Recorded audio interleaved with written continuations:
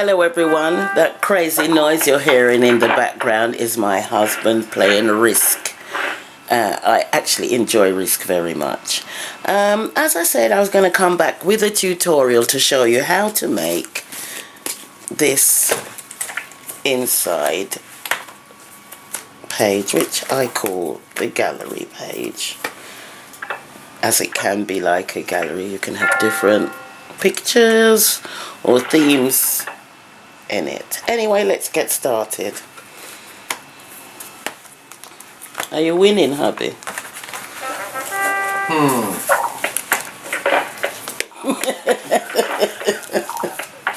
Okay, I can take a hint.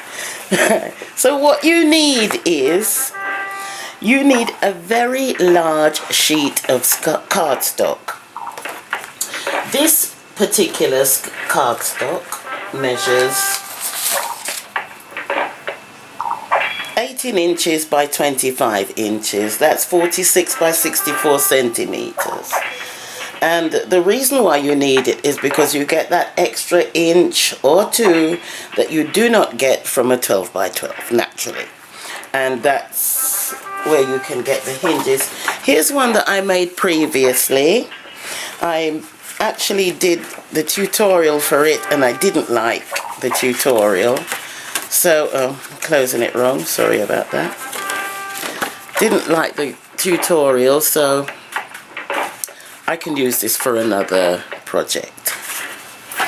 I'm going to use a sheet of paper that I'm not too keen on, and besides I can see that I got some hand cream on it, so I'm going to use this for experimenting, and well, not experimenting, for this tutorial. I hope you can see the scoring board, because that's what you need. You need a scoring board.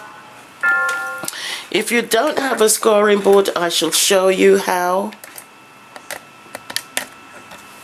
to do it without a scoring board. If you start scrapbooking, you see all these great tutorials, and you see these people have, these seasoned scrapbookers have all these wonderful tools which you don't actually need, especially in the beginning, and especially if you do not know whether this is something you are going to take up in the future. So for the scoreboard I shall show you, and also how to do it without. Now what you need to do is you need to take your large sheet of cardstock, and it needs to be facing in this direction on the scoreboard. Put your paper in the corner, put it buff up against the corner. I love that word, buff. Isn't it fantastic? I think it's an American word, buff. Isn't that cool? Put it buff. I mean, it doesn't mean anything else, does it? Up in the corner. And your first score mark shall be at 6 1/4. Why is it 6 1/4? Because my page, my album, is going to be for a 6. It's going to be a 6 by 6 album. So we need 6 1/4 so that we can get a good matting of the page. Now this is a little larger. I should have shown you with a 6 by 6 piece of paper, but I'm sure you get my gist. First score line is at 6 1/4. Score all the way down, and remember to stop round about 12, because if you go any further you will tear your cardstock. That is your first score line. Then your next score line, we need another 1/2 inch for this hinge here. Go all the way down at, if we're at 6 1/4, of course 1/2 inch more will mean that you will score at 6 3/4. Go all the way down, stop round about 12, don't go any further, and leave it at that. Stop here, excuse me, stop here and move the scoreboard away just for a second. And you need to fold that section. Fold from the second score line. You can fold the first score line, but you can do that later because it's not necessary. The second score line you need to fold because it won't fit on the scoreboard. When you fold it from the second score line, get your scoreboard, put it up buff in the corner. I hope we're still in focus. Just knock the camera. Put it buff up against your scoreboard. Make sure that it's really good and level. And at 6 1/4 you will score your paper. All the way down. Remember not to go off the scoreboard or else you will tear your paper. And I know that I sound like, oh God, does she go on her? But I've done it before, so I know exactly how it feels. Right, and that's your second score.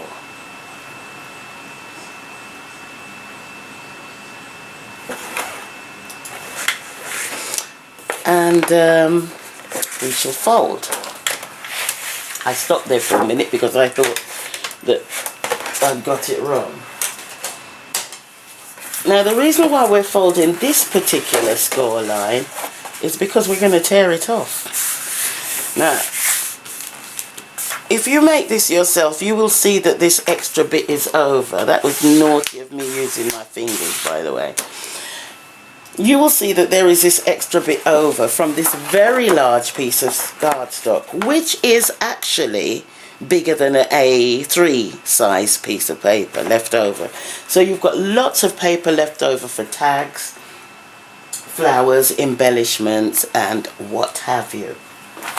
Now, because I cannot cut a straight line, I often ask my husband to cut something for me because I am one of those crafters that cannot cut in a straight line. So I'm going to cut this paper off instead of using a scissors. I hope I haven't got my hair in this video. I hate that. It's not a commercial for natural hair. This is a tutorial to show you how to make an album. And cut away that second line there.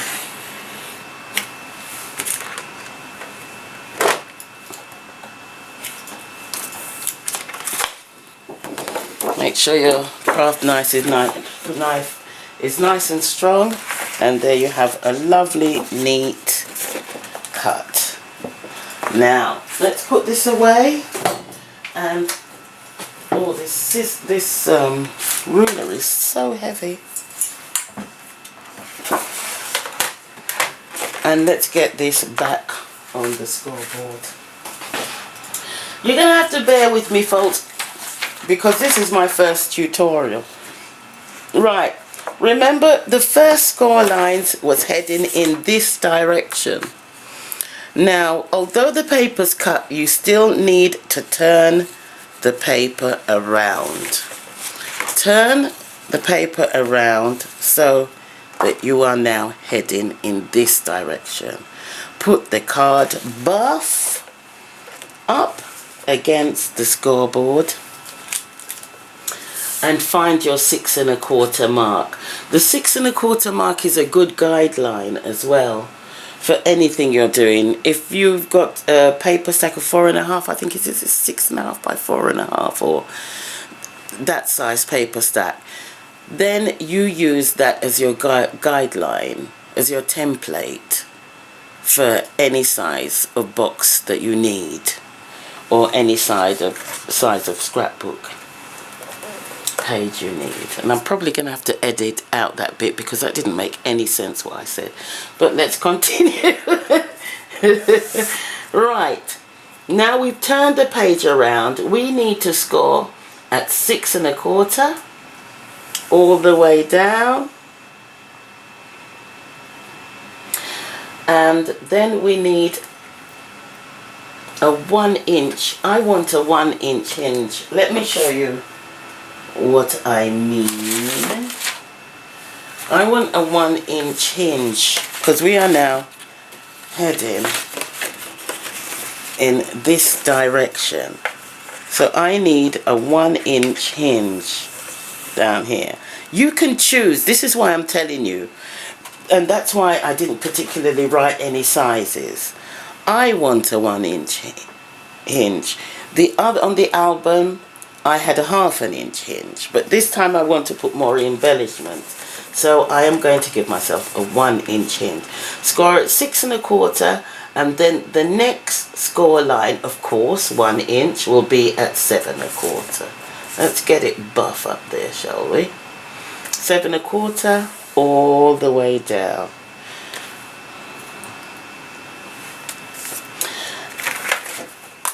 And fold at the second score line.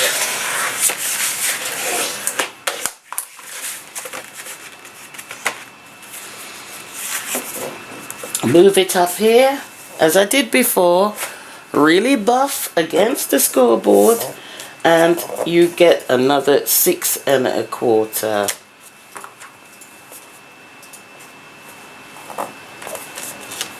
Here, all the way down.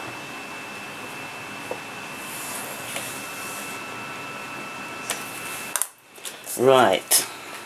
The reason why I have not done this score line will be for a good reason, and you will see later.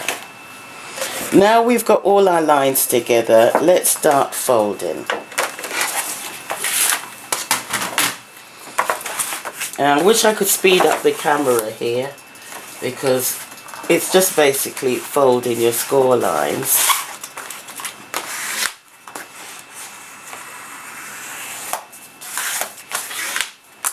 Fold all of your score lines, make sure that they're nicely done.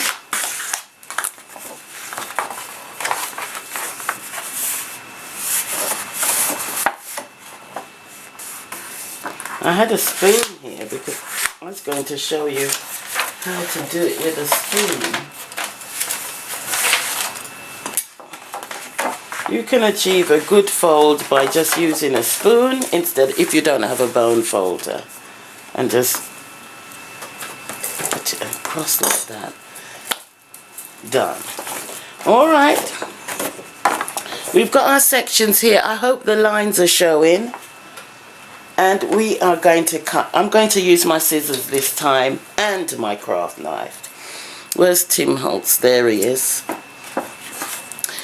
This 1-inch score line, you've got to cut right down past the intersection. Just checking the camera. You need to cut right down past the intersection and up to this score line here. So let's get cracking. I need to turn it around because I want it to head that way.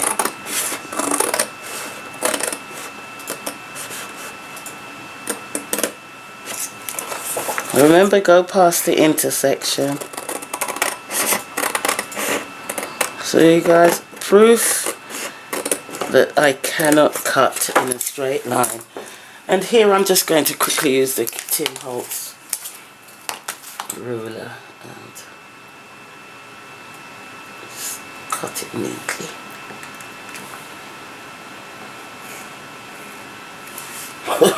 Is that neat? No.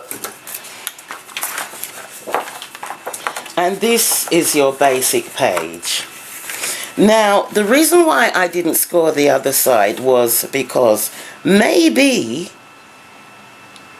you want to keep these two flaps here. So what we're going to do is just cut off this section.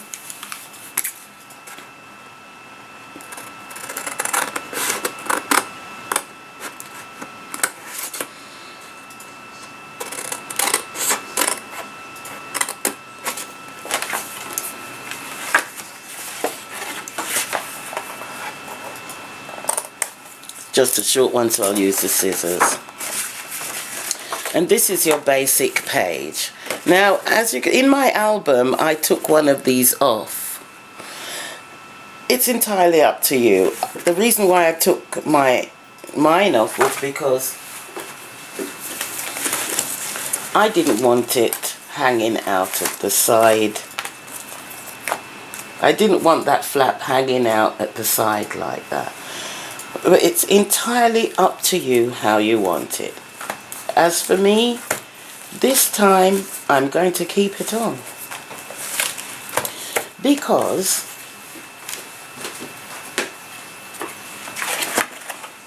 I just wanted to try something different. And that is the reason why, as in this one,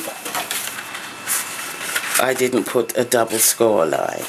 I'm going to flap these over for a change and have a nice, perhaps a pocket or another door here or something to have fun. So this is your basic page. Let me fold it up for you to see. Your basic display page. Done and dusted. And remember, these flaps are entirely up to you whether you want to keep them or not. And common sense and logic will tell you how to score and how to cut it. That's it, folks. That is how you make the gallery page for your albums. Now